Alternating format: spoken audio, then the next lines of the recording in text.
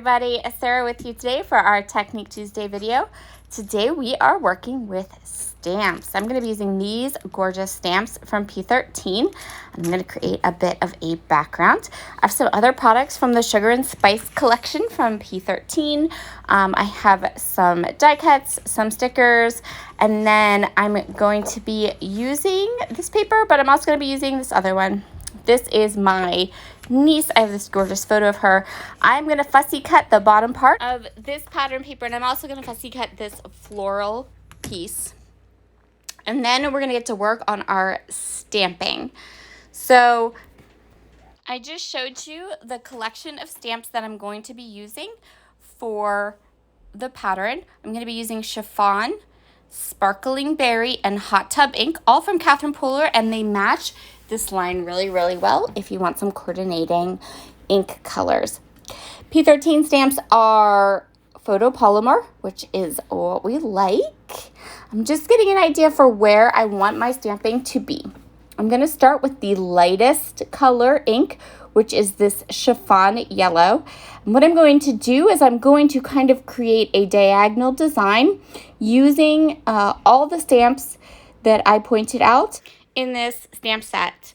The reason I am using the lightest color first is because I want to be able to overlap these stamped images. And the best way to overlap stamped images and to create a pattern is to start with your lightest color and then work up to your darkest color.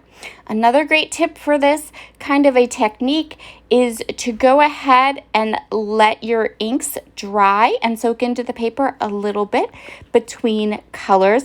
That way they will overlap each other instead of trying to mix and create mud or some funky color combo that you don't want. So you can kind of see this is the hot tub color, which will help you to be able to see the pattern a little bit more. So it's very random, letting the colors overlap, letting them the images, not the colors, letting the images overlap, kind of play with each other. Love that cherry. This layout will be a companion page to the layout I created for our monthly YouTube hop. So if you haven't checked out that video, you can head over to my channel, Sara Scraps, and then you can see how both of those layouts will coordinate. Because of that, I don't have a proper title for this particular spread, but one of the stamp sets says life is sweet. So we're going to go with that as like the title of this page, but really it's a companion page to sit next to the page I created for this month's YouTube hop. So this is the sparkling berry, and this is going to be our last stamp we're going to use, or color, ink color. The word I'm looking for is ink color. This is the last ink color we're going to use. So I wanted to do this particular type of layout for you because I wanted to show you that stamp sets, you can use them without it being super hard, right? We don't need to color these images. We don't need to do anything that is difficult. There's no like rough or hard stamping technique. This is a really easy way to start adding stamps to your repertoire. This is an easy way to use the stamps you might already have hanging out in your scrapbook room. The last thing I'm going to do, the last stamps that I'm going to use are these cute, sweet little hearts. And I'm going to go ahead and I'm going to use them to fill in the gaps. So when we stamp patterns like this, it's always important to start with your large. So we want to move from our largest stamp to our smallest stamp. We want to start with our lightest ink color and go to our darkest ink color.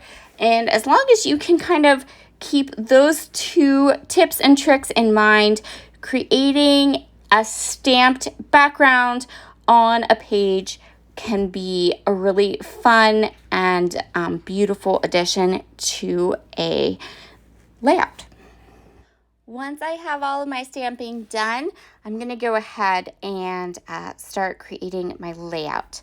I'm going to place that larger piece from the pattern paper right across the bottom of my layout. Now I do want to go ahead and mount my photo with just a nice color. So I'm going to use a bit of this pattern from the collection. You'll notice I am intentionally not cutting into that beautiful little collection of goodies down at the bottom there. I'm going to use those for another layout, but I am going to fussy cut them, so I'm just going to set aside those pieces for use another day. So I'm just putting a light pink layout around my photo. You can see she is loving her cotton candy. And then what I want to do is I want to start getting an idea for how I want my layout to be set up, what I want, how I want it to be organized.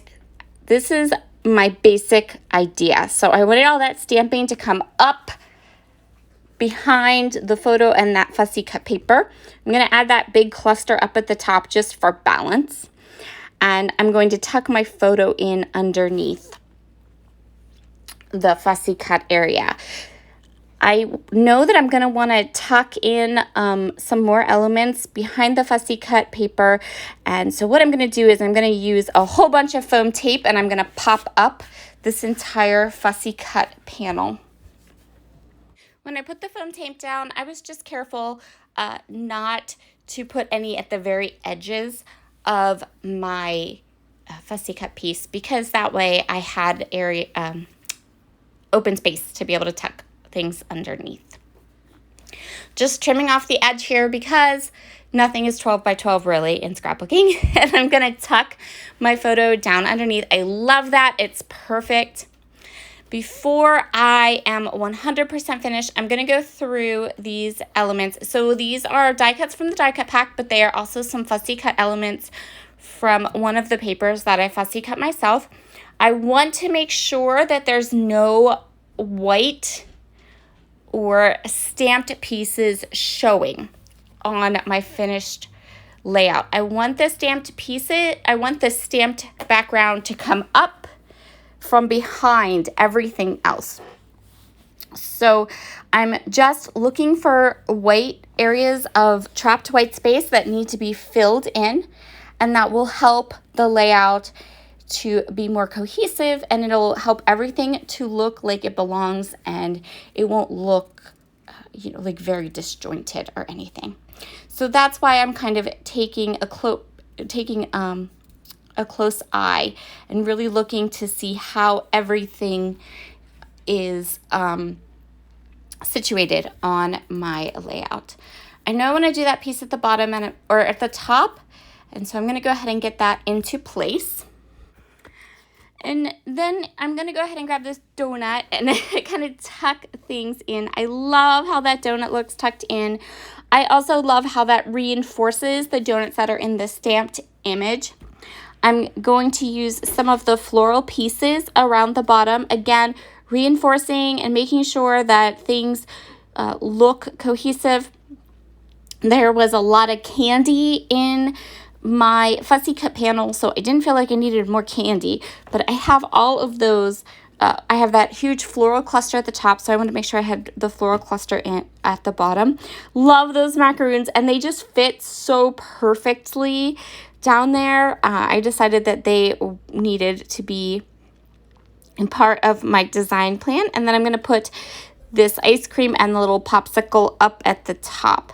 So once I kind of had these elements together, once I knew where I wanted everything to go, I can start to go ahead and just adhere all of these different pieces down.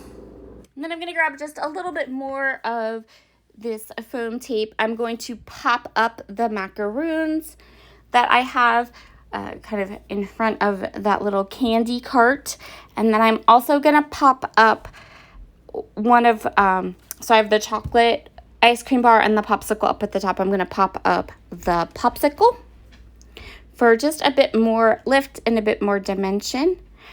And that is where we're going to call this layout done. Thank you so much for joining me today for Technique Tuesday. Be sure to take a peek at some of these amazing products in the shop. I just love this P13 Sugar and Spice collection. It is whimsical and fun and so cute. I love it. It's perfect for all of those fair photos, amusement park photos, dessert photos. So I hope you'll head over to the shop and take a peek. There will be links in the description box below to the collection, as well as all the 3 ink colors that I used. I'm kind of looking through my stash now, but ultimately I'm going to settle on some sequins from my stash, and I'm going to just go ahead and sprinkle those around the bottom of the layout and also the top. You see here, I'm still kind of looking through my sequins to find just the right mix. And in the end, these kind of cotton candy pink ones were a perfect match. I will talk to you all again very soon. Have a wonderful day. Bye.